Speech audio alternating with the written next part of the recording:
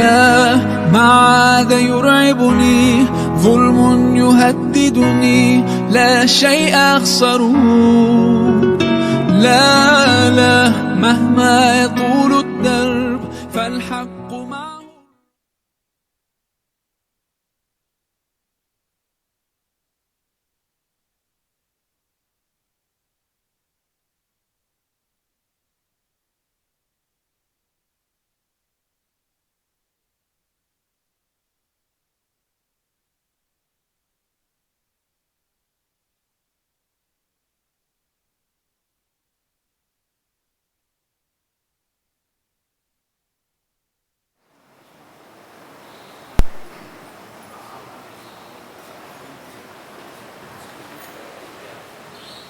Bismillahirrahmanirrahim.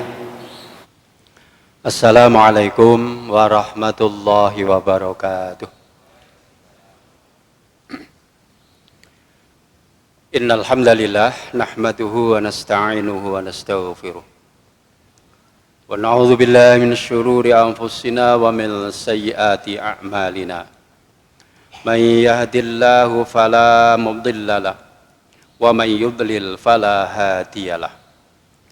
Asyhadu an la ilaha illallah wahdahu la syarika lah wa asyhadu anna Muhammadan abduhu wa rasuluh la nabiyya wa la rasula ba'dah. Allahumma salli ala Muhammadin wa ala alihi wa ashabihi ajma'in. Qala Allah ta'ala fi kitabihil karim wa huwa asdaqul qailin. A'udzu billahi minasy syaithanir rajim. Bismillahirrahmanirrahim. Rabbi shrah li sadri wa yassir li amri wahlul 'uqdatam min lisani yafqahu qawli. Amma ba'd. Fa ya ayyuhal hadirun wal hadirat rahimakumullah. Ibu-ibu, bapak-bapak, para sedherek-sedherek jamaah salat maghrib Masjid Al-Azhar Muhammadiyah cabang Lamongan, mudah-mudahan kita semua selalu dirahmati oleh Allah Subhanahu wa taala. Tidak lupa kepada para pimpinan cabang beserta jajarannya yang kami muliakan, para ketua pimpinan ranting Muhammadiyah beserta jajarannya, ibu-ibu dari pimpinan cabang Aisyah, dari pimpinan ranting Aisyah yang pada malam hari ini rawuh, mugi-mugi kita sedaya dipun rahmati dening Allah Subhanahu wa taala. Ugi mboten kasupen Bapak Ketua Takmir, Bapak Sekretaris beserta jajaranipun, mugi-mugi tansah dipun rahmati dening Allah Subhanahu wa taala. Marilah kita bersama-sama bersyukur kepada Allah. Banyak nikmat-nikmat yang harus kita syukuri. Di antaranya adalah nikmat ketenangan, nikmat keselamatan, nikmat-nikmat yang banyak, ya. Utamanya dalam kita melakukan ibadah niki mboten wonten gangguan menapa-menapa. Kita hidup di daerah yang aman, selamat, sejahtera, tidak ada gangguan apa-apa. Kita panjenengan tindak datang masjid, tidak ada kekhawatiran, ya. Tidak ada kekhawatiran, tidak ada gangguan-gangguan, lancar, boten-boten hambatan, halangan, menapa. Niki merupakan anugerah Allah Subhanahu wa taala. Sementara saudara-saudara kita yang nun jauh di sana, yaitu di Palestina atau Palestina dan Gaza atau Gaza, niku Masya Allah. Untuk beribadah seperti ini rasanya adalah sulit sekali. Harus mempertaruhkan nyawa, mempertaruhkan raganya, keluarganya, harta bendanya dan sebagainya. Alhamdulillah kita di Masjid Al-Azhar pada khususnya dan juga di masjid-masjid yang lain aman. Mboten wonten Mbak Meriam lewat nggih, utawi mampir nggih. Nggih. Niki mboten Meriam Belina nggih. Ini Meriem niki nggih. Masyaallah nggih, alhamdulillah. Dan kita syukuri kita telah diberikan oleh Allah kesehatan dan kesempatan. Maka bentuk syukurnya adalah kita wujudkan pada malam hari ini, kita tetap melaksanakan ketaatan kepada Allah secara istiqomah, yaitu jamaah sholat maghrib, dan juga dilanjutkan dengan thalabul ilmi. Bapak Ibu yang dirahmati oleh Allah, kajian kita pada malam hari ini adalah temanya ringan sekali, tapi sebetulnya mengandung pelajaran yang cukup penting bagi kita. Satu lagi penghalang dakwah yang harus dihadapi. Para penghalang dakwah antara lain yang pertama adalah kaum kafir Quraisy Mekah dan juga kaum musyrikin lain di semenanjung Arabia pada umumnya. Nah, untuk menghadapi para penghalang itu tidak bisa tidak kecuali harus siap. Harus siap menyusun kekuatan untuk menghajar orang-orang jahat pada saat mulai menyerang. Kalau mereka itu tenang-tenang, tetap pada pendiriannya, tetap pada keyakinannya, tidak masalah. Tapi mereka itu mengusik, menyerang. Nah itu ya. Maka tentunya umat Islam, Rasulullah Shallallahu Alaihi Wasallam dan para sahabatnya harus siap. Terus bersiaga untuk menyusun kekuatan. Bapak Ibu rahimakumullah, peperangan yang disyariatkan oleh agama Islam adalah peperangan yang paling adil dan mulia. Peperangan dalam Islam itu adalah peperangan yang paling adil dan mulia. Kenapa?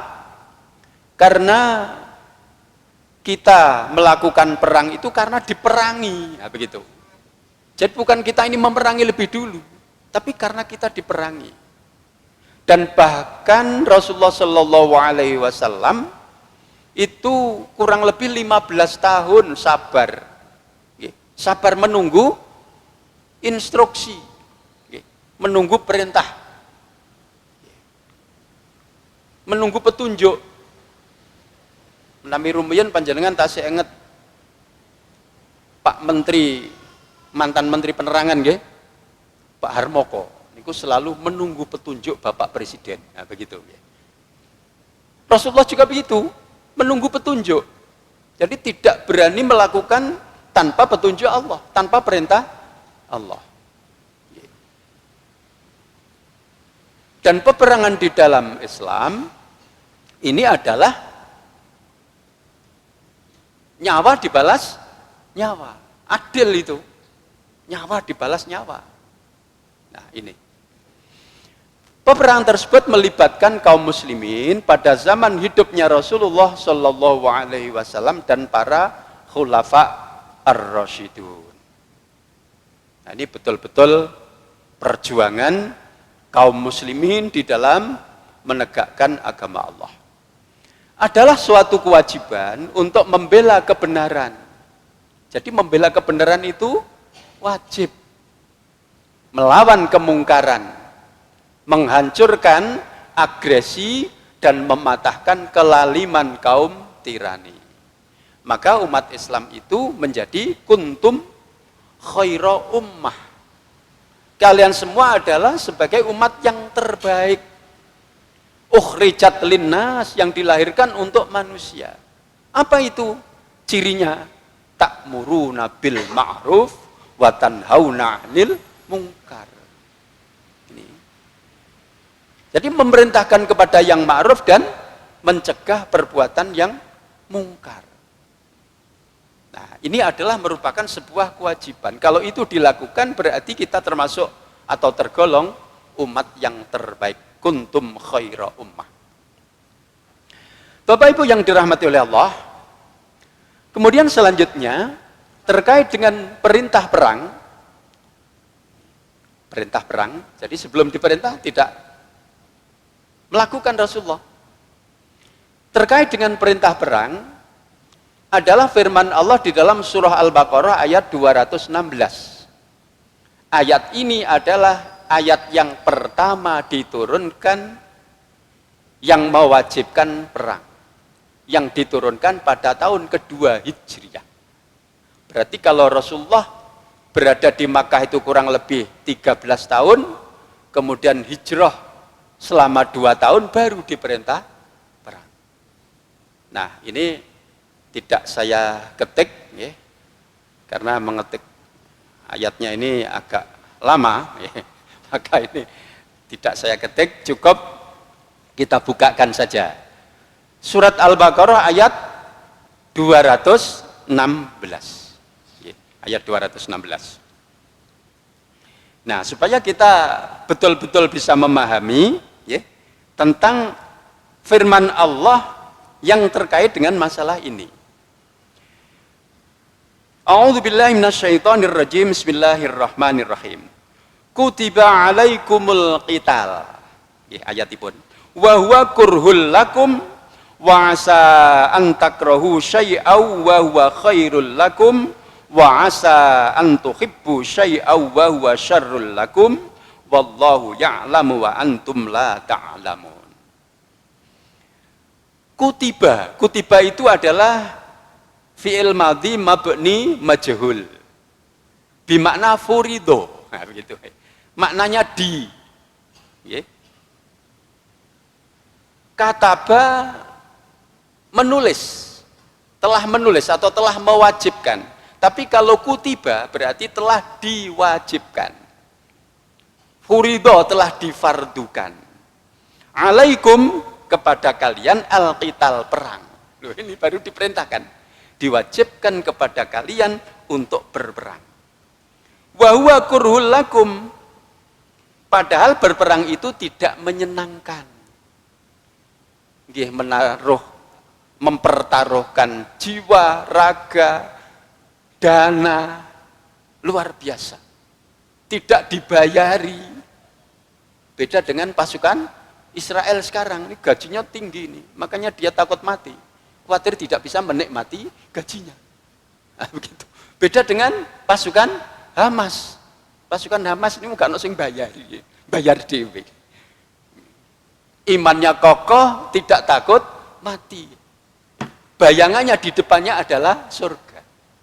Kalau mati syahid di medan laga surga, sudah diiming-imingi surga, maka sudah tidak takut mati. Nah, itu. Bapak Ibu yang dirahmati oleh Allah, diwajibkan atas kamu berperang padahal itu tidak menyenangkan bagimu. Tetapi boleh jadi kamu tidak menyenangi sesuatu padahal itu baik bagimu. Perang itu tidak menyenangkan. Tapi kalau itu tidak dilakukan, itu nanti akan menyusahkan, akan menjadikan kita menderita. Maka wajib harus dilakukan. Karena di dalamnya mengandung kebaikan-kebaikan yang memperjuangkan Rasulullah dan para sahabatnya. Terus umat-umat Islam pada khalifah-khalifah berikutnya memperjuangkan Islam, menegakkan Islam sampai sekarang di Palestina. Masya Allah. Tidak menyenangkan, tapi di dalamnya ada kebaikan. Kalau itu tidak kita lakukan, tidak dilakukan, kita akan diperangi.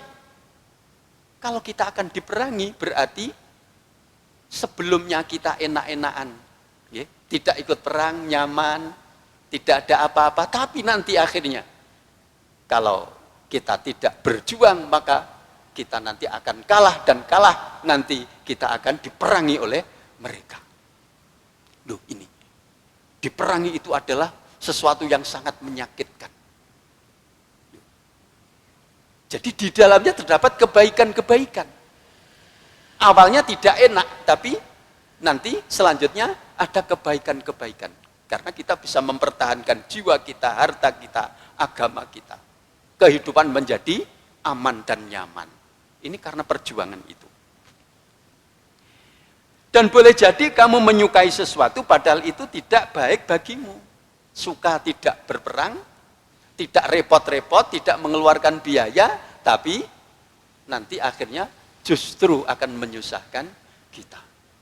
Nah, inilah. Maka Allah Subhanahu wa taala mewajibkan untuk berperang kepada Rasulullah Shallallahu alaihi wasallam dan diberikan petunjuk. Nggih, perang itu gak enak. Nggih. Tapi masih gak enak engko akhirnya ono enak. Nek saiki gak dilakoni, ketoke enak tapi nanti akhirnya akan menjadi sengsara. Ya, maka harus dilakukan. Bapak Ibu yang dirahmati oleh Allah. Kemudian selanjutnya di surah Al-Hajj ayat 39 tentang izin terhadap kaum muslimin untuk memerangi kaum musyrikin yang memerangi Nabi Muhammad sallallahu alaihi wasallam. Yaitu di surah Al-Hajj, surah ke-22. Nah, surah 22. Sudah saya tandai.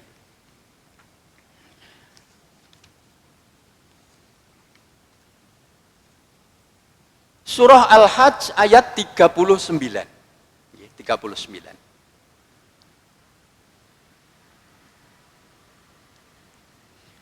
A'udzu billahi minasyaitonir rajim. Bismillahirrahmanirrahim. Udzina lilladzina yuqataluna bi annahum zulimu. Ini juga menggunakan fi'il mabni majhul juga. Seperti tadi. Nggih. Diizinkan. Kalau adzana mengizinkan, maka izin itu dari bahasa Arab.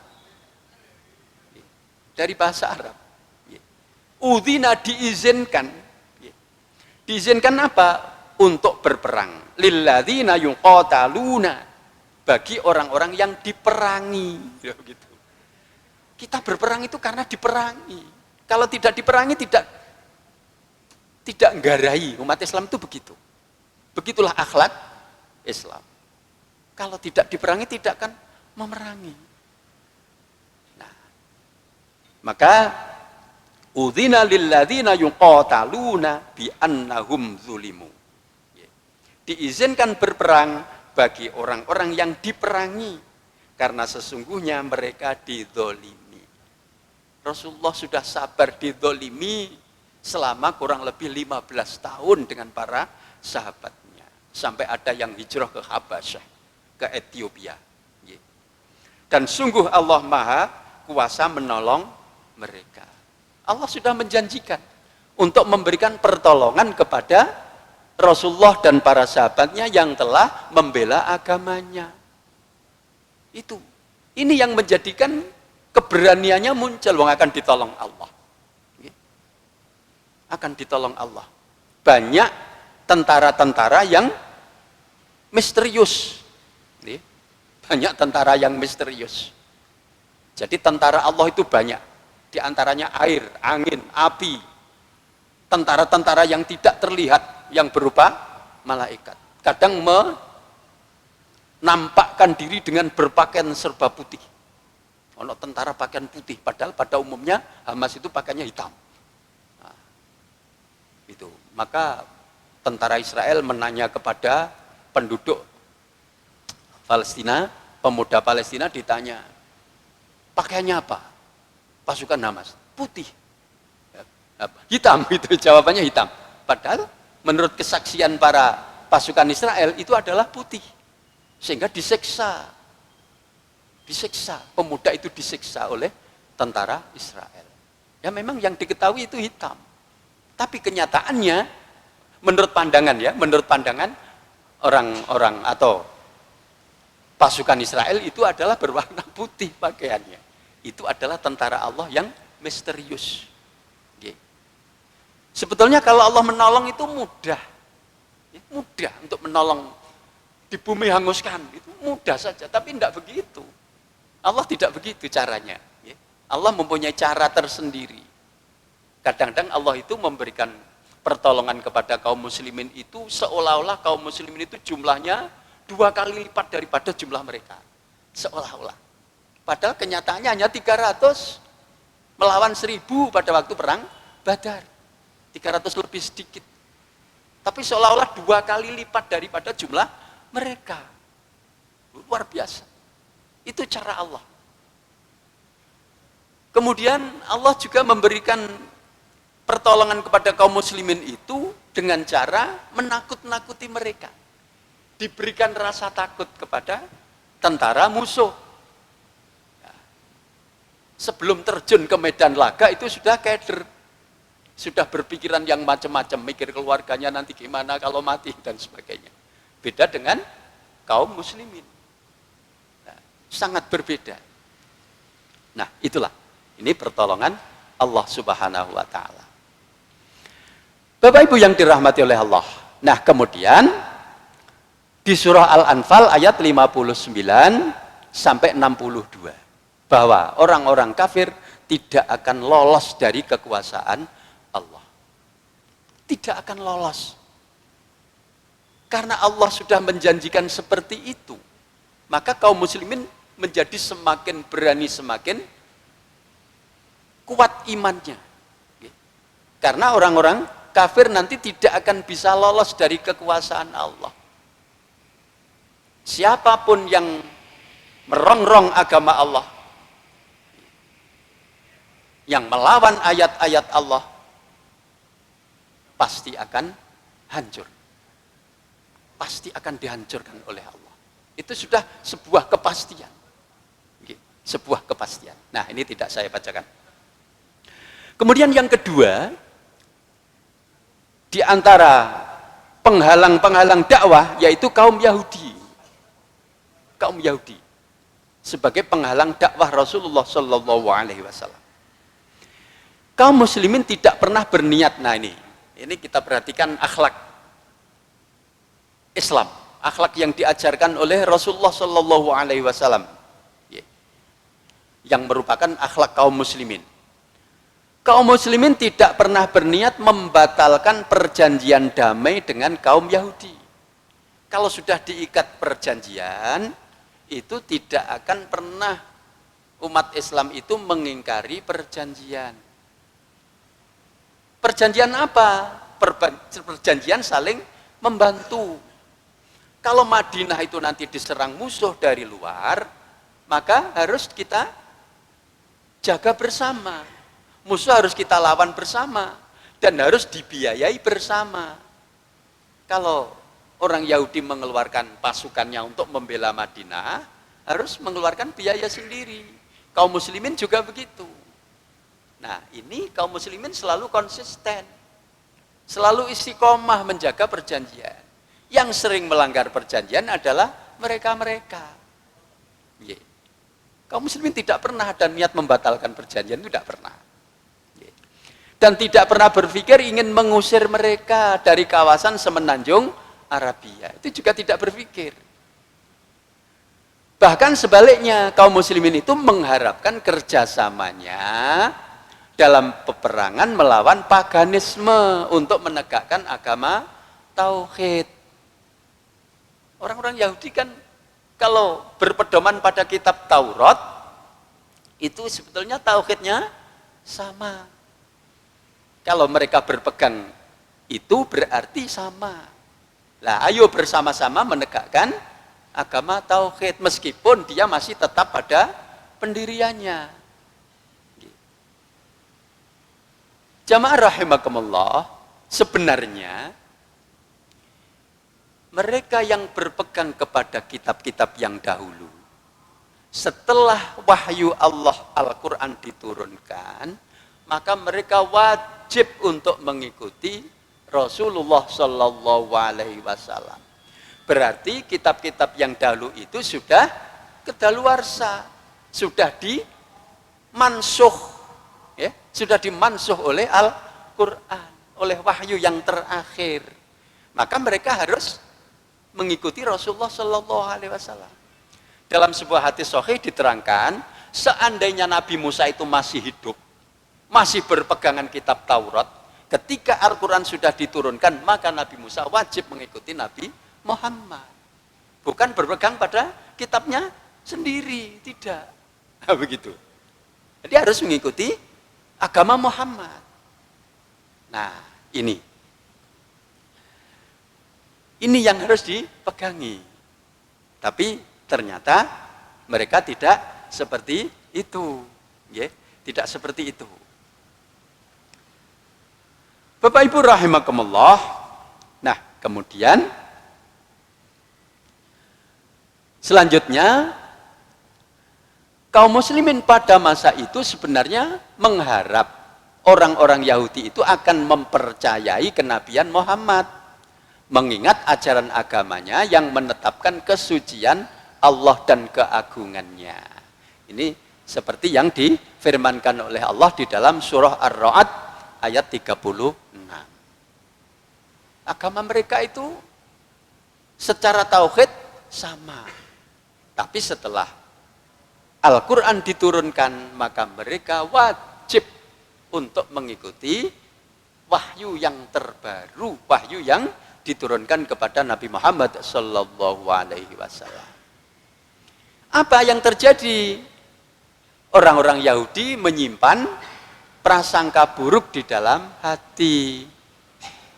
Nah, ini.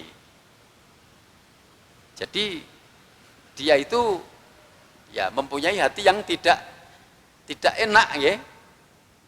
Mempunyai prasangka yang buruk kepada kaum muslimin. Dan mereka juga sebetulnya tidak menginginkan kalau nabi yang terakhir itu adalah bukan keturunan dari mereka. Itu mereka tidak senang. Diharapkan nabi yang terakhir ya dari keturunan golongan mereka. Tapi ternyata tidak. Nabi yang terakhir diutus adalah dari bangsa Arab. Maka mereka menaruh kebencian, ya, kepada Nabi Muhammad Sallallahu Alaihi Wasallam. Tidak berapa lama setelah mereka hidup bersama di Madinah, mereka sudah mulai melakukan tindakan-tindakan yang menusuk perasaan dan menyakiti hati kaum muslimin. Nah, itulah kebiasaan orang-orang Yahudi. Seandainya mereka itu hanya mengingkari Nabi Muhammad saja, seperti sikap mereka yang tidak mempercayai Nabi Isa. Dengan Nabi Isa saja juga tidak mempercayai kok. Apalagi kepada Nabi Muhammad yang bukan keturunan Nabi Yakub. Tapi keturunan Nabi Ibrahim dari garis Nabi Ismail. Kalau Nabi Yakub adalah dari Nabi Ibrahim, kemudian Nabi Ishak. Ada 12 nabi. Ada 12 nabi di kalangan Bani Israel yang diutus. Di antaranya Nabi Yakub, Nabi Yusuf, Nabi Musa, Nabi Harun. Itu adalah dari keturunan Bani Israel sampai kepada Nabi Zakaria, Nabi Yahya, kemudian Nabi Isa. Tapi mereka mempunyai pikiran-pikiran yang aneh, pikiran yang jahat. Nabi Zakaria juga dibunuh, Nabi Yahya juga dibunuh, Nabi Isa juga berusaha untuk dibunuh juga. Ya Allah, itu. Tidak berapa lama setelah mereka hidup bersama di Madinah, mereka sudah mulai melakukan tindakan-tindakan yang menusuk perasaan dan menyakiti hati kaum muslimin. Seandainya mereka itu hanya mengingkari Nabi Muhammad saja, seperti sikap mereka tidak mempercayai Nabi Isa, seumpama mereka itu hanya yakin pada apa yang di luar Taurat itu adalah tidak benar, dan mereka cukup melakukan peribadatan di kuil-kuil mereka saja, sekiranya mereka itu mau menahan lidah dan tidak mengecam para nabi dan rasul, tentu mereka akan dibiarkan. Mereka akan dibiarkan dengan kekufuran mereka hingga hari kiamat, wis jarno begitu. Mereka tidak akan diganggu dan tidak akan diperangi. Tapi apa yang terjadi? Ketika kaum muslimin sedang giat membangun negaranya, membangun negeri Madinah, membangun negara yang madani, negara yang berdasarkan tauhid, negara yang berdasarkan akhlakul karimah, nah, itu adalah negara yang madani. Lalu orang-orang Yahudi itu berusaha merintangi dan menggagalkannya, dan bahkan mereka berpihak kepada kaum musyrikin. Dia malah bersekutu dengan kaum musyrikin serta melancarkan propaganda anti-Islam. Itu sudah sejak zaman itu sudah begitu. Propaganda anti-Islam dan itu terus berlanjut sampai sekarang. Sekarang propaganda anti-Islam itu terus-menerus. Terus-menerus. Islam distigma buruk, distigma jahat. Nah, itu. Ketika kaum muslimin bergembira karena kemenangannya di dalam perang Badar, orang-orang Yahudi itu tanpa malu-malu berkata kepada Rasulullah, wis tanpa tedeng aling-aling, mengatakan pada Rasulullah, janganlah Anda membanggakan kemenangan terhadap suatu kaum yang tidak mengerti ilmu peperangan. Demi Allah, seandainya kami yang Anda hadapi, kata orang Yahudi, di dalam peperangan, niscaya Anda akan mengetahui siapa sebenarnya kami ini. Oh, begitu sombongnya, begitu congkaknya. Iya, sing mbok hadapi orang-orang yang tidak tahu strategi perang. Nek sampean ku menghadapi kami orang-orang Yahudi, nanti akan tahu bagaimana kami, kualitas kami, kemampuan kami. Seolah-olah begitu, menyombongkan. Maka terhadap mereka itu Allah Subhanahu wa taala berfirman memperingatkan nasib buruk yang akan menimpa mereka. Itu sudah digambarkan oleh Allah. Nasib buruk mereka orang-orang Yahudi. Orang Yahudi itu oleh Allah diberikan kejayaan 2 kali, kemudian juga dihancurkan 2 kali. Kemudian tinggal tunggu yang ketiga kalinya. Kalau seandainya mereka mau tobat, mau taat kepada Allah, maka dia akan diampuni oleh Allah. Tapi kalau yang ketiga kalinya ini tidak mau bertaubat, tunggu saat kehancurannya. Tunggu saat kehancurannya. Maka ini kaum muslimin mempunyai keyakinan bahwa tinggal menunggu waktu saja kehancuran kaum Yahudi, terutama orang-orang Israel yang menduduki tanah Palestina. Itu adalah invasi, menempati tanah yang tidak izin, tidak kerjasama, tidak tahu-tahu menempati tanah begitu saja. Nah, ini sampai sekarang yang terjadi polemik, sampai sekarang terjadi peperangan dan dilawan karena memang itu adalah tanah milik Palestina, tanah milik Palestina, dan itu sejarahnya panjang. Kaum Yahudi itu sudah lama, bahkan diharamkan masuk Palestina selama 40 tahun. Gara-gara ketika diselamatkan, diberikan nikmat oleh Allah, diselamatkan dari kejaran Fir'aun, kemudian masuk ke Palestina. Di Palestina itu ada kekuatan besar, dia enggan masuk. Orang-orang Israel yang dipimpin oleh Nabi Musa itu enggan masuk. Wes Nabi Musa sampeyan mlebu dhewe karo Tuhanmu. Ngono gak jengkel loh ini. Masuk dhewe karo Tuhanmu. Aku tak nunggu-nunggu nduk kene. Nah, maka akhirnya diharamkan selama 40 tahun. Tidak boleh masuk Palestina. Jadi yang boleh menempati di situ adalah orang-orang yang taat kepada Allah. Yang membuat kerusakan tidak boleh masuk ke situ. Dan tinggal tunggu waktu saja. Mila menawi panjenengan mirengaken berita yang sebenarnya, ngeri sebetulnya. Kekalahan orang-orang Israel itu sudah satu demi satu mengalami kekalahan. Bahkan ada meriam yang bobotnya sekian ton itu tidak meledak. Sudah ditembakkan tidak meledak. Masya Allah. Ini pertolongan dari Allah.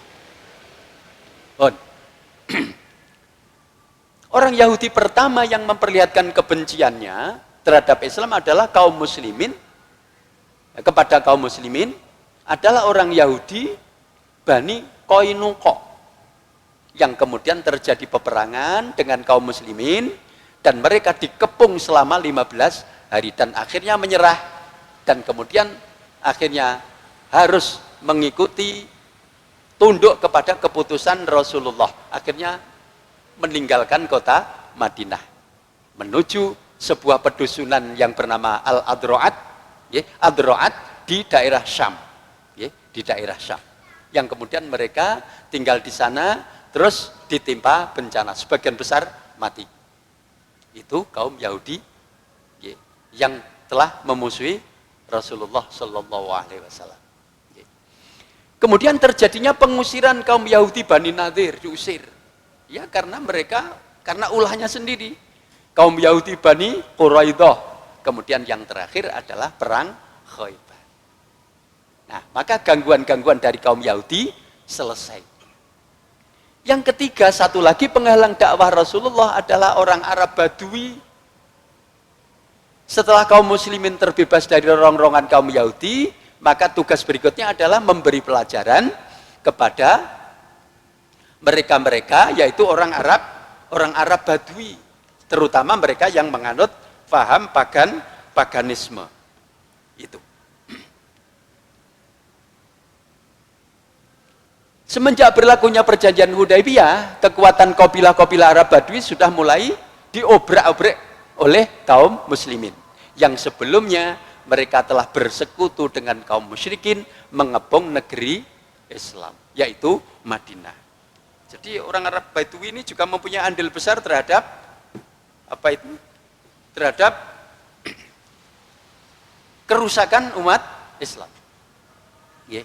Itu orang Arab Badui. Maka ini harus diberi pelajaran. Orang-orang Yahudi telah patah kekuatannya, dan kaum musyrikin Mekah pun sudah tidak berani lagi mengganggu kehidupan kaum muslimin. Karena kaum muslimin sudah mempunyai kekuatan yang cukup, yang mampu untuk mencegah perbuatan-perbuatan mereka. Bapak Ibu rahimakumullah, tipe orang Arab Badui itu adalah sangat kasar dan keras. Maka hingga abad ke-20 mereka masih suka melakukan pencegatan, perampokan, perampasan terhadap kafilah rombongan haji yang datang dari berbagai pelosok dunia. Itu masih melakukan hal-hal yang tercela seperti itu. Ini orang Arab Badui. Bahkan ada pula di antara rombongan haji yang diculik, dibantai hanya untuk mendapatkan beberapa dirham saja. Hanya mendapatkan uang yang sedikit, tapi tega-teganya, jadi raja tega, untuk menghilangkan nyawa orang.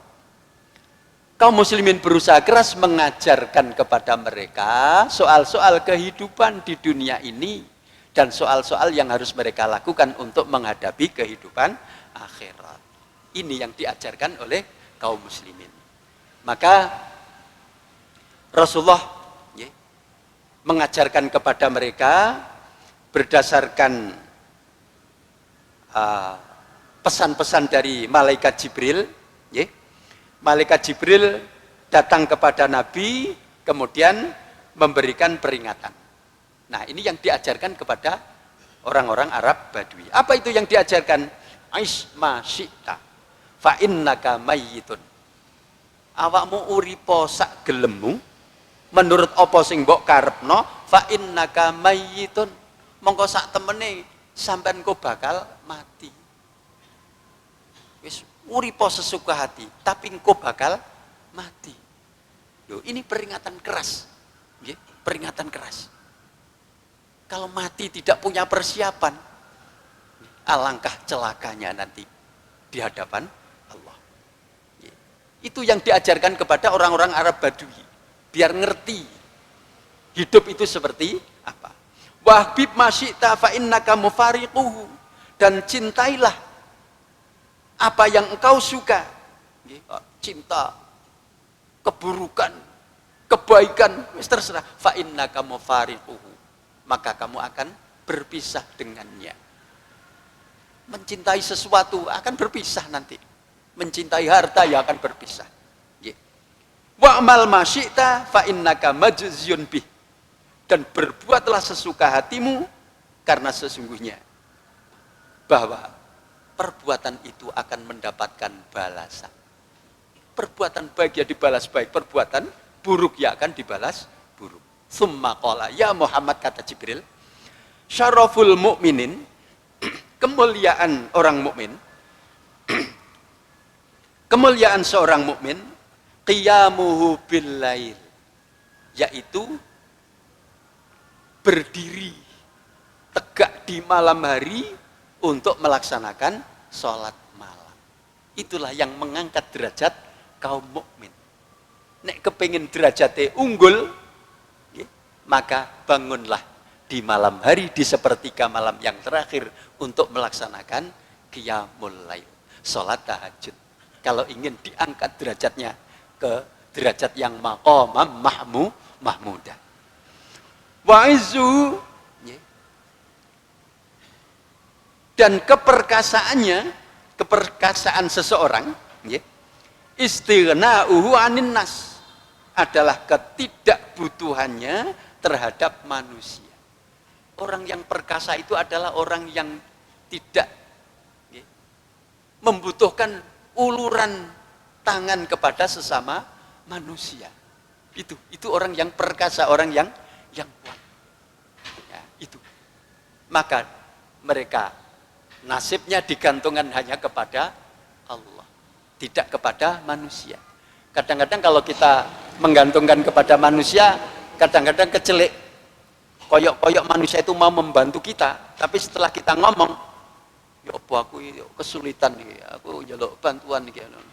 Waduh, sik tas tangge bantu iko. Kecewa akhirnya, kecelek. Maka gantungkanlah kepada Allah. Mintalah pertolongan kepada Allah. Allah pasti akan menolongnya. Lewat tangan siapapun. Allah mempunyai 1001 macam cara untuk menolong hambanya. Nah itu. Maka jangan sampai menggantungkan kepada manusia. Gantungkanlah kepada Allah. Kalau kita menggantungkan kepada manusia, maka kita sering kecewa. Sering kecewa yang kita alami. Nah, ini para jamaah rahimakumullah, pendidikan atau pelajaran yang diberikan kepada orang-orang Arab Badui itu supaya tidak berlaku liar, berbuat liar, ya. Karena dengan keliaran itu, ketika Rasulullah mengirimkan para dai, ya, yang mengajarkan Islam kepada mereka, banyak dai-dai yang dibunuhnya. Maka harus dikawal dengan ketat. Harus ada pengawalan dai-dai yang dikirim. Nah itu. Tapi alhamdulillah kita aman, ya, dai-dai aman, tidak usah mendatangkan pengawalan, satu kompi gitu. Alhamdulillah. Tapi tetap harus hati-hati dan waspada. Demikian, mudah-mudahan bermanfaat. Saya kembalikan pada pembawa acara. Assalamualaikum warahmatullahi wabarakatuh.